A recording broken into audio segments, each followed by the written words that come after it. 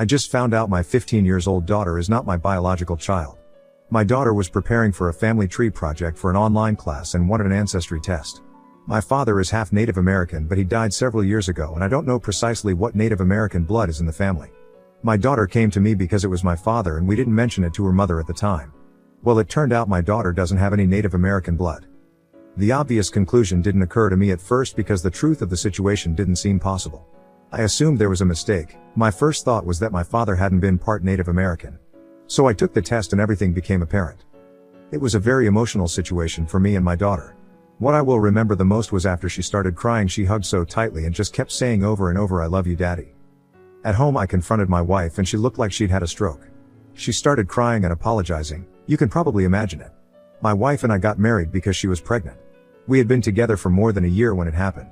It turns out she was sleeping with multiple guys at the time. She says it didn't mean anything and she doesn't even remember some of their names. When she realized she was pregnant, she said she wasn't sure who her father was. Since I was unaware of her extracurricular activities, she let me believe I was the father because I was the most financially stable. In terms of that, she may have chose correctly. I've been very successful in my career and building passive income streams has been a hobby of mine for a long time. My daughter got my wife to admit to this on tape as my daughter records the whole thing. I asked my wife several times, and she keeps insisting that she has been faithful for the entire time we have been married. I've never suspected anything, but I also didn't realize she was sleeping around before we got married, so I've said I don't believe her. I've come across a lot of the red flags of cheaters and I can't think of any of them during our marriage. She doesn't use social media and she has never been guarded about her phone. She only drinks on special occasions and doesn't go out for girls' night or anything. Also, she is a stay-at-home wife/mom, so here aren't any coworkers to worry about. She exercises at home as we have a very nice home gym. I don't believe her when she says she hasn't cheated after getting married, but I can't think of anything suspicious. We have a prenup, so I'm not worried about divorce if it comes to that. My daughter is another story. She is absolutely livid about the whole situation. I know teenagers can be emotional. I certainly remember how I was at her age. But she has never been very expressive, something I thought she'd from me, nature versus nurture. My daughter can't stand to be around her mother. She has said some truly awful things to her mother. Basically variations of calling her a dirty slut who ruined our family. Whenever my wife tries to talk to her, my daughter yells and swears and cries like I have never seen. Christmas is coming up and my daughter is demanding my wife leave the house until after New Year's so she can spend time with her real family, meaning me. My daughter has even come to me privately saying that in the event of divorce she wants to stay with me. She has even asked if it is possible to disown her mother and be adopted by me. I haven't told this to my wife. My wife is preparing to leave for her parents' house for the holidays. My wife and I had talked about the situation but have decided to wait until after New Year's to make any decisions. I admit I'm grateful she agreed to leave because honestly I need some time to process this. I think I'm writing this as a way to just come to terms with everything that has happened. Edit. After writing this post I fell asleep for a few hours. I came back to e-post after about 10 hours and realized there were more than 200 messages. Thanks to everyone who took the time to comment, it means a lot. Additionally, thanks for all of the compassion and kind comments. I was touched by the displays of support and I'm not ashamed to say I shed a few tears. I still haven't read every message but know I intend to whether or not I respond to yours specifically. I want to address two consistent things mentioned in the comments. I've had a DNA test. After our ancestry tests were different due to her lack of Native American blood, we got proper DNA tests. That was when I confronted my wife. Looking back at the original post, I'm sorry for not making that clear. I have made it clear in no uncertain terms that she is my daughter and I am her father regardless of the situation. I've reiterated to her repeatedly that she can stay with me and I will never leave her. Several comments suggested she might be scared I will leave her or want nothing more to with her. Nothing could be farther from the truth and I tell her every day. Update 1. Thank you once again to everyone who took time to comment. I was noted to address a few comments with some more information.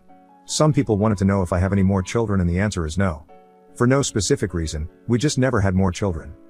Once again I realize I did not make it clear in the original post, but I did have a proper test done and confirmed that my daughter is not biologically related to me. Regardless, I have raised her for 15 years and she will always be my daughter. I have heard the arguments against this and I remain unconvinced. My relationship with my wife has always been good. She has always been a wonderful wife and mother, but I admit that this situation has raised some obvious doubts and obstacles. After my wife left, my daughter calmed down considerably but is still obviously shaken. We managed to all it out and she explained why she got so upset. Apparently she knows kids at school whose parents are divorced because of infidelity. In most of the cases, especially when the mother was the one cheating, the father tended to distance himself from the family. My daughter knows of one child, not a close friend, whose father moved across the country after the divorce. The father only sees his children once or twice a year now. All of this was going through my daughter's head when she realized what her mother had done. My wife wants to talk with me and my daughter very much. Basically just to give her a chance to explain. My birthday is a few days before Christmas and my daughter has agreed to a video chat with her mother. I'm assured my daughter that if all she wants to do is listen, then that's fine. She doesn't have to say anything. That's what's happened since, and I guess I'll just have to wait and see what happens next. Thanks for reading. Updates 2. My daughter and I have been spending a lot of time together, just playing games and watching movies and stuff like that. But even if I'm doing work on my computer or anything else around the house, she just wants to be in the same room as me. Even if she is just playing on her iPad. After the initial shock of everything that happened, I started to calm down and reminded myself of a few things. I think the reason I have been so successful is that I don't make emotional decisions or act rashly or hastily. I have always taken time to evaluate a situation and make choices based on evidence. So I hired professional help. I had a private investigator keep an eye on my wife. She has location service on her phone and GPS on her car, but the PI confirmed that she only left her parents' house once to go to the supermarket. Her parents had called me after a couple days wanting to know if my wife was okay. My father-in-law said my wife only left her room for meals and hadn't left the house since. The supermarket was a day or two later. The second guy I hired was tech savvy. He is a friend of a friend and helped me go through my wife's computer and phone and accounts. I was both impressed and unnerved about what this guy was capable of doing. We did a deep search that went back years. I don't want to go into all the details of my investigation, but I found zero evidence of any type of affair. All of this made me think a lot. I reread my original post and I realized that what I wrote about getting married because of the pregnancy might have meant more than I thought. Maybe we didn't get married for love. I certainly think we have grown to love each other and I still think we are in love. I realized that she lied, but something really great came from that, and one person left a comment that I hadn't considered. If you are reading, then, thank you for the insight. The comment talked about how all of my wife's efforts to stay home and be a good wife and mother may have all been intentional and sign of her remorse and guilt of everything she had done. My wife has been discreetly contacting me since left the house and we have chatted a little, but it's not about important stuff. After thinking about everything I didn't find, I agreed to talk with her after my daughter went to sleep. She did not look so great. She had obviously been crying and probably not sleeping well. It was a long conversation, but she just apologized again for lying. She said she had always hoped I was the father. She admitted that she was young, dumb, reckless and irresponsible, but getting pregnant made her reevaluate everything. She said she regrets blurting out that she chose me because I was the most financially stable, although she admits that was part of it. She had a long list of reasons why she chose me. I'm not going to summarize everything, but I believe she is sincere when she says all she wants is do whatever it takes for us to be able to be a family again. We agreed it may never be exactly as it was before, but I said I'm not ready to throw away the best 15 years of my life. Yes, that is exactly what they have been. I have to admit that I could not have asked for a better wife or mother to my child. The sense of relief seemed to overwhelm her and she broke down crying again. Today is my birthday, and as planned the three of us had our talk online. My daughter was very quiet for most of it. I talked a little about what we had been doing while I was at her parents'. Nothing too excited. Then my wife said to my daughter that she just wants to explain herself. I've always believed that there is a difference between an explanation and an excuse. She did not try to justify herself or put the blame on anything or anyone else. Basically, she told our daughter the same thing she told me. Once again, it was a long conversation that I can't summarize in a few sentences.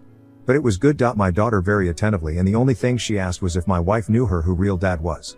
I was unexpectedly moved by my wife's answer, "Your real dad is sitting next to you." That made my daughter cry openly. She apologized for the things she said to her mother in the beginning. I admit that my wife may have just been stroking my ego and saying what she knew I wanted to hear. Based on the fact that I could find no evidence of my wife being unfaithful and just the conversations, I think we can move past this. My daughter's going to start counseling after the new year, and eventually we will have couple/family therapy as well. We talked about having Christmas together in a few days as a family. This whole thing has been a real roller coaster, but I'm optimistic at the moment. I was having a drink by myself to toast my birthday after my daughter went to bed. I think it will be possible for the three of us to be a family again. I certainly want to be. I really liked hearing the things Ma said. Of course I can guess why she said a lot of them.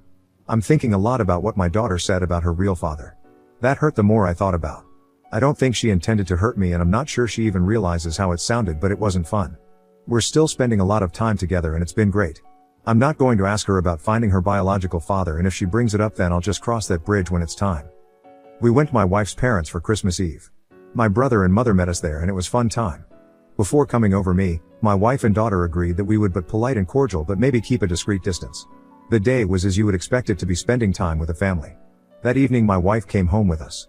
When we got home, the two of them spent time talking alone. With a few Christmas cookies I hand my daughter went to her room for the rest of the night. When my wife and I were alone we talked more. She reiterated a lot to the things she had already said. I think I mentioned this already, but there was one commenter, if you're listening, thank you, who said that all her choices to stay home might have been intentional. My wife did not say these exact words, but that was the basic message. After getting pregnant she realized that she had to grow up, and she said she worked as hard as possible and did everything she could think of to be the perfect wife and mother. By this point we were actually in our bedroom. She got down on her knees and said she will redouble her efforts to be even better.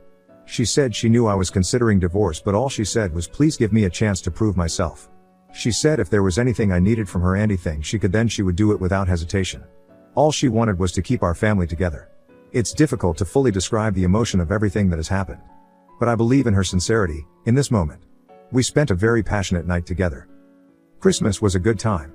I'm not going to say it was perfect, we were aware of the elephant in the room, but it was still a good day. It was the first time just the three of us were alone since the truth was uncovered. But we did have a good day.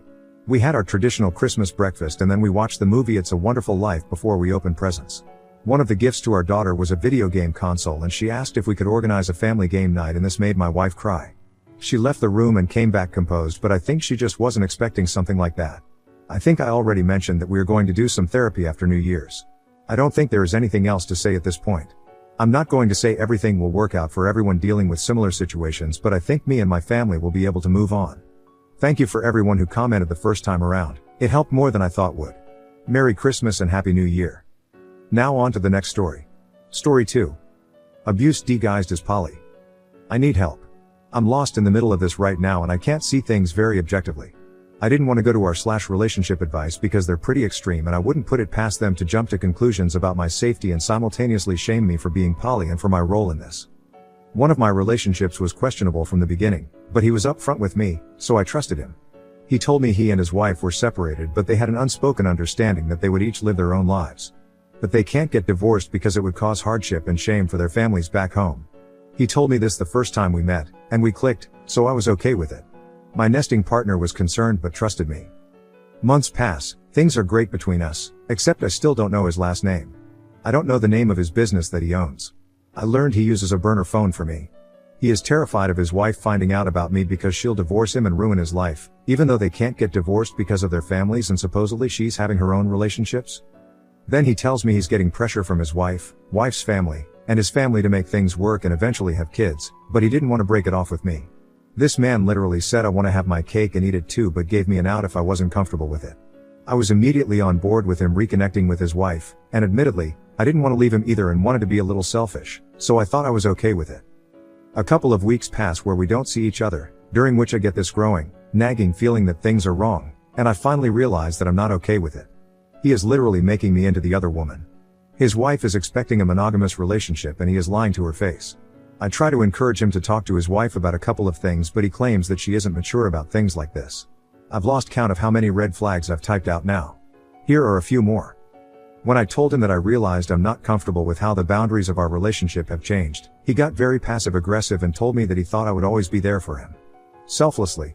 I told him I didn't realize selfless meant zero boundaries, and he responded selfless means not thinking about yourself. He would never initiate conversation unless it was to complain about me not initiating conversation every single day. He keeps telling me that our relationship is special and unique and things are different with me. When I called him out on what he said in the first bullet point and said he clearly didn't want a relationship with a whole person and only cared about his own needs and disregarded mine, he said I misunderstood and he wants a chance to clarify, but he can't clarify over text. But he's so sad that I felt this way about this misunderstanding, and he thought I knew him better than that, and he was always considerate and caring. And then he asked if I was still mad when he still refuses to clarify anything over text. I obviously can't continue any sort of relationship with him. I thought there was a chance I could still support him or be a friend, but I don't think I can trust anything he says. I'm fluctuating between being furious with him and being furious at myself for willfully ignoring red flags and also straying from my own values. And now to the reason why I'm here. Is he actually a massive piece of shit? Was he always a manipulative douche canoe? Or do you think he's just a selfish dumbass? How do y'all with more poly experience than I do, 1 year, deal with situations like this? Also, is he actually love bombing / manipulating me, or am I just reading too much into it? I need a sanity check. Edit, y'all are being much kinder to me than I am. Thank you. Update 1, it's only been 13 or so hours, but y'all have helped me in ways I didn't expect. I came in with a lot of self-judgment and doubt and expected a lot of hate for my part in it. Funny how manipulative people can make us think bad situations are all our fault, huh? Anyway, I took a lot of what y'all said to heart and was already on my way to fully acknowledging the Soviet parade of red flags this guy had and my part in all of it. Last night, I did try to find his last name so I had the option of telling his wife, but I struck out on that.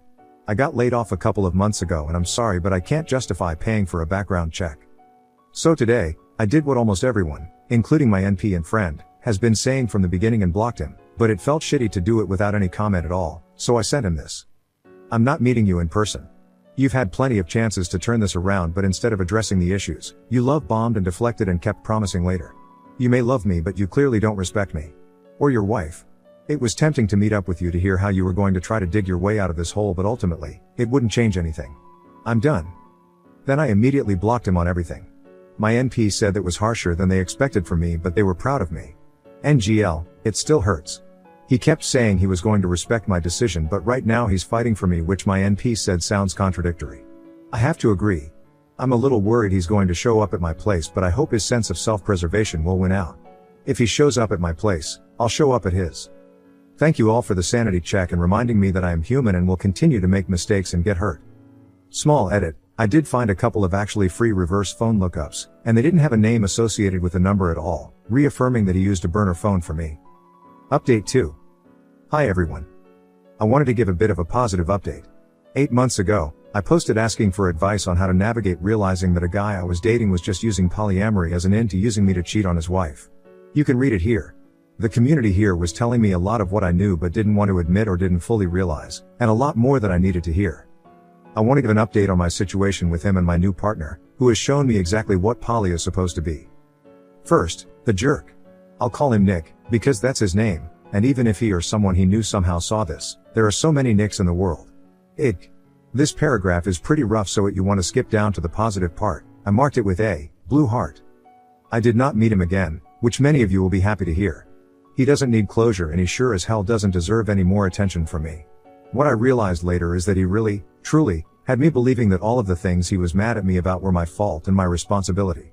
Stress triggered symptoms of dormant gonorrhea, which I passed to him, thinking I simply had a sore throat.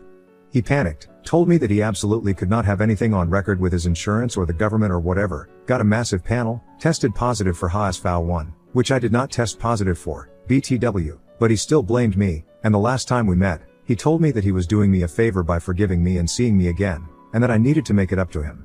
I believed him, and therefore didn't fight back when he hit me. I kept this from my partners and my therapist for a long time out of various degrees of shame. I told Nick I was done, saved the screenshots, and blocked him on everything. I wasn't going to give him a chance to smooth talk his way back into my good graces, nor was I going to give him a chance to attack me, or worse. I didn't have time for his shit when I was just trying to survive after getting laid off in January. 4 months later, while I was at my friend's wedding at the end of July, I got a text from an unknown number. It was Nick. He said he respected that I apparently blocked him on everything and wouldn't reach out again but he wanted to plead with me one more time to meet him and give him a chance to explain himself, because he hates that I think he would believe those things. Barf. I had a full panic attack during the wedding, which both partners were very helpful in guiding me through, and struggled for a long time on whether to respond, whether to threaten him with telling his wife, whether to file a police report, etc. etc. Ultimately, I did the smart thing and just didn't respond and didn't do anything at all. I was scared for a while, due to past trauma of exes coming up out of the blue to try to weasel their way into my lives, and also being very aware of the realities of r/women horrorfuse. I was scared to leave my apartment alone at night for a while, because I couldn't trust that his self-preservation would be stronger than his ego. Ultimately, I have healed, nothing has escalated, and it has been another 4 months of silence. I am genuinely at peace with my past with him and my present and future without him. Now for the good part. A couple of weeks after I broke it off with Nick, I was back online, refusing to let Nick or my fear of him control my dating life. I was going to take it slow and stay cautious but optimistic. I had a couple of good dates, but one really stuck out and lasted. My new partner, who I will call Dave, because why not, has been in poly relationships for over 5 years. We spent the first week just texting, laughing, and discussing boundaries, and then, for the first meetup/date, he invited me over to his place for dinner along with several of his friends/roommates, where he made ramen from scratch. We spent the evening talking, laughing, playing Cards Against Humanity. I told him that inviting me over to a group dinner for a first date was a choice but it worked out since I unanimously passed the vibe check, including from his spouse, major green flag for me, being approved by the spouse lol, and his friends were fantastic wing people haha. We've been together for 7 months now. We joke that his kink is consent. Dave has helped me through a lot of the grieving that comes with escaping abuse. He has never made me feel bad about setting boundaries, and has wholeheartedly supported and accepted them. He, his spouse, my NP and myself all get along really well and have the chillest Friendsgiving ever. I helped Dave and his spouse paint and move into their new house. I have met his mom and several of his childhood friends. My family and friends live several states away. We've gone to a wedding together. We currently have very similar lines of work, so we are able to really understand each other's vents. Long story short, I never really believed that it was possible to have 2 healthy relationships total, much less 2 at the same time. So thank y'all for giving me the kick in the pants that I needed. The poly community as a whole has been wonderful and I have been truly happy and at peace for a while now.